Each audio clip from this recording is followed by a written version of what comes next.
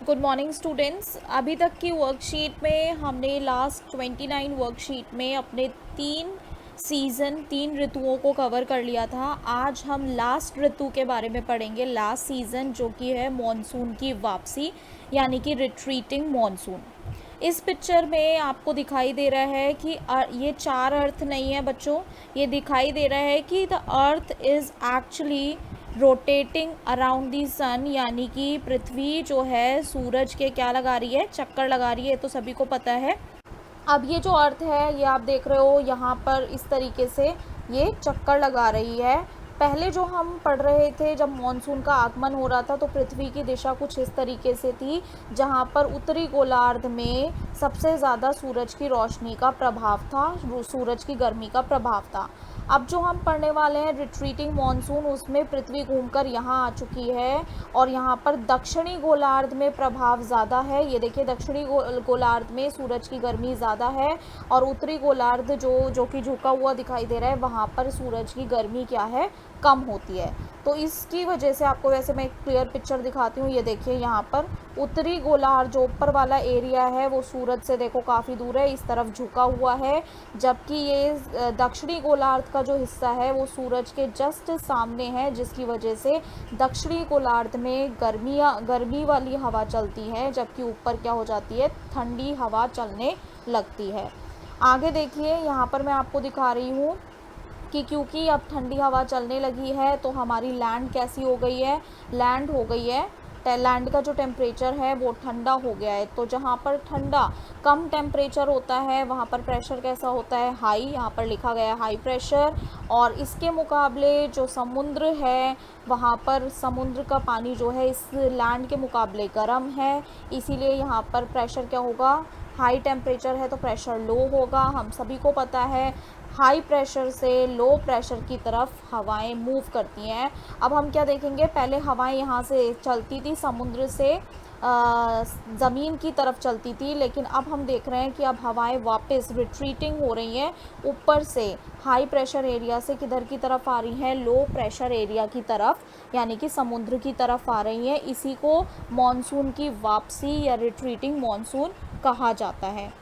पवनें अब क्या कर रही हैं, स्थल से यानी कि ज़मीन से समुद्र की ओर खिसकना शुरू कर देती हैं।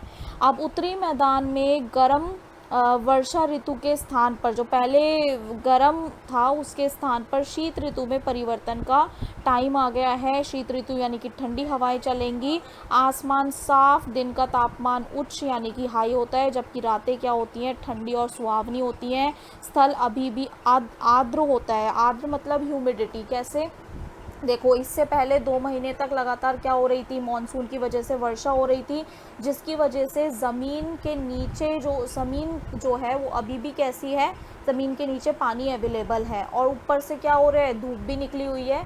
तो जिसकी वजह से ये मौसम कैसा होता है कि ह्यूमिडिटी भी होती है, नमी भी होती है, गर्मी भी होती है।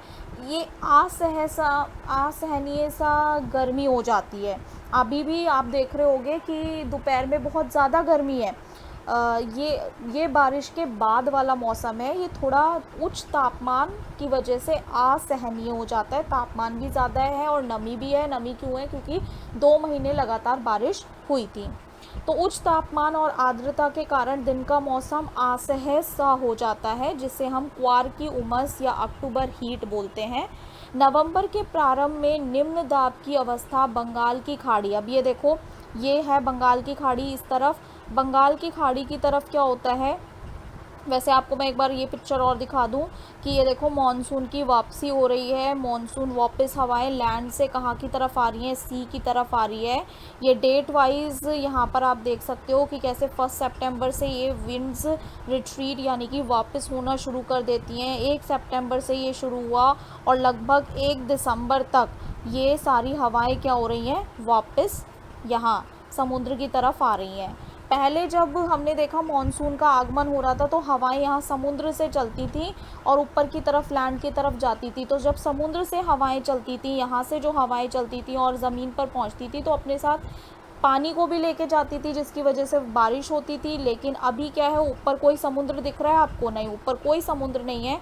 इसलिए जब यहाँ से हवाएं चलती हैं और वो समुद्र की तरफ आती हैं तो अपने साथ कुछ नहीं, ड्राईनेस लेकर आती हैं। बड़ा रूखा मौसम भी हो जाता है और हमारी स्किन भी आपने देखा होगा कितनी ड्राई हो जाती है। ये चीज़ इसमें दिखाया गया है डेट वाइज कि कैसे विंड्स 1 सितंबर से ऑलमोस्ट 1 दिसंबर तक वापस होना शुरू कर देती हैं। अब ये देखो बे ऑफ बंगाल, बंगाल की खाड़ी पे ये क्या दिखाई दे रहा है आपको? ये वाइट वाइट, ये है साइक्लोन, जिसे हम चक्रवात बोलते हैं। नवंबर के प्रारंभ में यहाँ पर निम्न दाब है, लो प्रेशर है। लो प्रेशर की वजह से जो बंगाल की खाड़ी है वहाँ पर स्थानांतरित हो जाती है, जिसकी वजह से चक्रवात का निर्माण होता है। देखो मैं आपको इसको एकदम क्लियरली बताती हूँ।